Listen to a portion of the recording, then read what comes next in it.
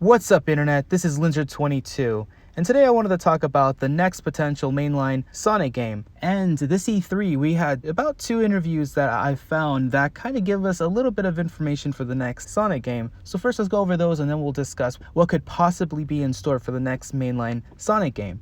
So the first interview actually comes from a Japanese website, 4Gamer, and there's not much said here, but one interesting topic brought up was the consideration for Sonic in esports. Sonic is technically in Super Smash Bros. Ultimate, so doesn't that technically count? And isn't that just good enough? To break down Iizuka's response, he basically gave a no and responded that maybe one of Sonic's potential spin-offs could possibly be an esport, but they're not putting their time into it.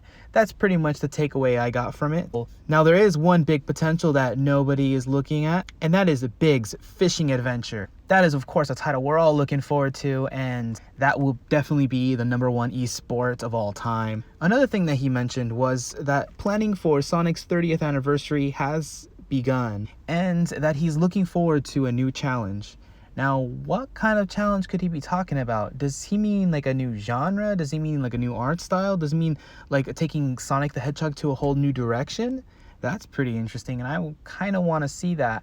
It kind of worries me a little bit because, you know, when they take Sonic in another direction, it's usually down. And then next, there was an interview from Game Informer, and there's a couple quotes from there that I thought were kind of interesting.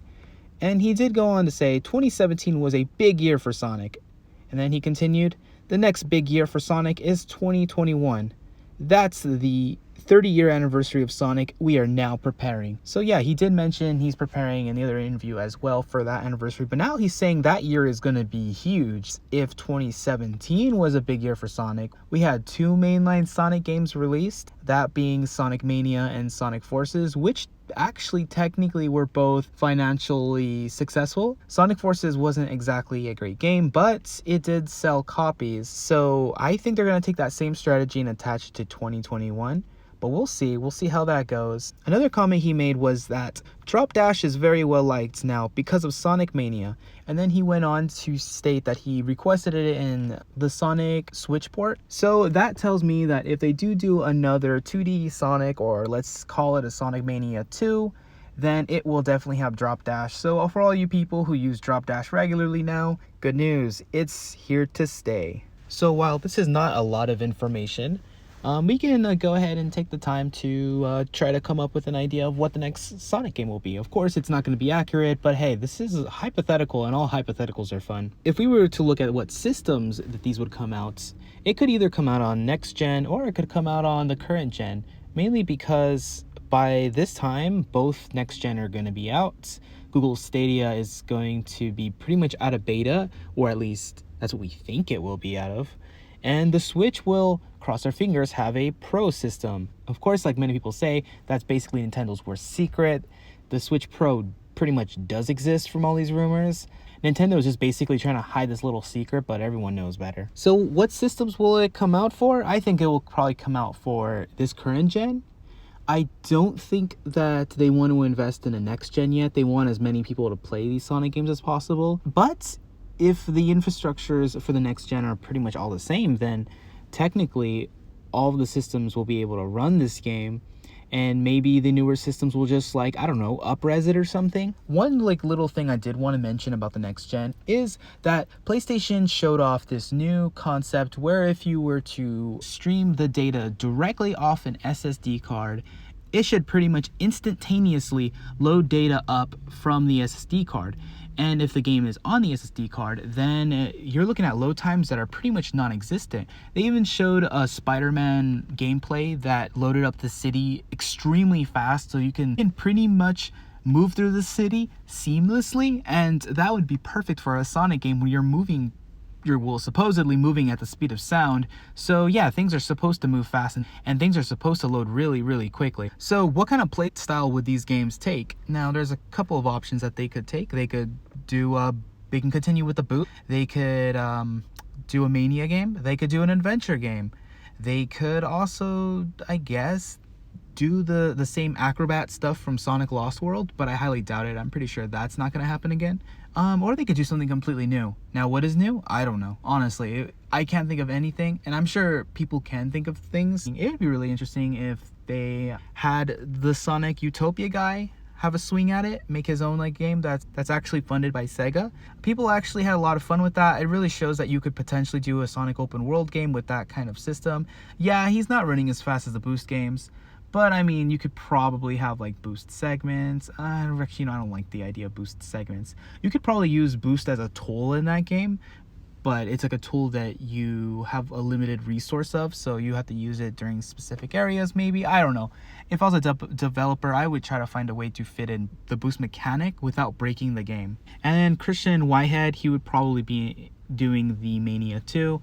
I really hope that if they do a Mania 2, that it's all 100% new levels, no remakes. This is not going to be an anniversary game. This is going to be an all new game with a whole new story. That's what I want to see. And use the mechanic that they used for the Plus game, the Plus version, where you could switch up your characters and they brought in some old characters. I would love to see that.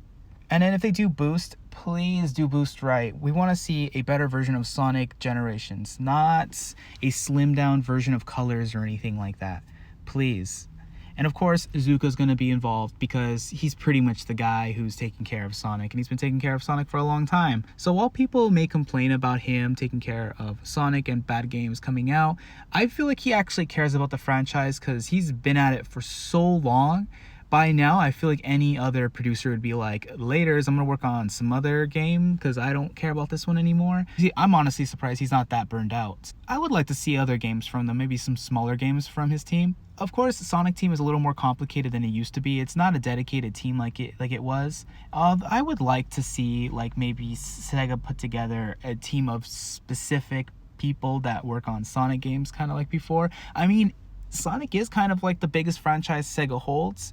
Well, I'm not actually 100% on that, but I do know it's pretty big, and he's pretty much their mascot still. So if I were them, I would have a dedicated team for Sonic who pretty much research how to make a good Sonic game, because you can make a good Sonic game, it's just that nobody wants to. Everyone wants to take shortcuts. Honestly, if you look at Sonic games aren't exactly easy to make, but that's another topic for another video.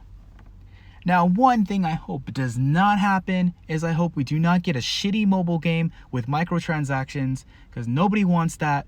Sonic Runners was an okay game, and I'm glad that the community is bringing it back, but it was ruined with microtransactions, ads, and the gacha things. I don't know. I really don't care what those things are called, and I don't want those in any sort of game that I actually would want to play.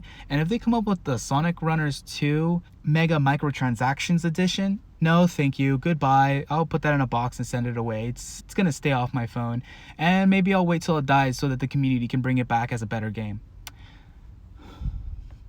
Sorry, had to let that out. So what do you guys think? Is anyone excited for the next Sonic game, or are you all hoping that Sega completely does a 180 on the Sonic the Hedgehog franchises and fixes everything? Let me know down below.